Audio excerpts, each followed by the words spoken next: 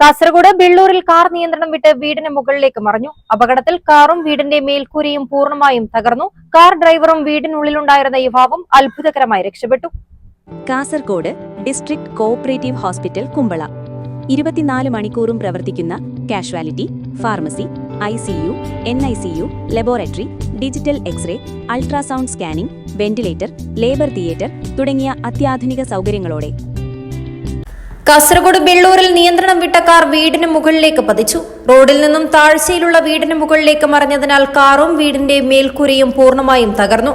Driver ഉറങ്ങിപ്പോയതാണ് അപകട കാരണമെന്ന് സൂചന. ബെള്ളൂർ കല്ലകയിൽ വ്യാഴാഴ്ച വൈകിട്ട് 4 മണിയോടെയാണ് സംഭവം. കാസർഗോഡ് ഭാഗത്തു നിന്നും വരികയായിരുന്ന കാർ നിയന്ത്രണം വിട്ടുമറിഞ്ഞ് വീടിന്റെ മുകളിൽ പതിക്കുകയായിരുന്നു. കല്ലകയിലെ സുരേഷ് എന്നയാളുടെ വീടിന് മുകളിലേക്കാണ് കാർ മറിഞ്ഞത്. സംഭവ സമയം വീടിനുള്ളിലുണ്ടായിരുന്ന സുരേഷിന്റെ മകൻ സുനിലിനും കാർ ഡ്രൈവർക്കും അപകടത്തിൽ പരിക്കേറ്റിട്ടുണ്ട്. ഉടൻ തന്നെ നാട്ടുകാർ സ്ഥലത്തെത്തി ഇരുവരെയും പുറത്തെടുത്ത് മുള്ളേരിയയിലെ സ്വകാര്യ ആശുപത്രിയിൽ പ്രവേശിപ്പിച്ചു. ഇരുവരുടെയും പരിക്കുകൾ ഗുരുതരമല്ല. സംഭവ സമയത്ത് വീട്ടിലെ മറ്റു കുടുംബാംഗങ്ങൾ ജോലിക്ക് പോയിരുന്നതിനാൽ ഒഴിവായത് വൻ ദുരന്തം.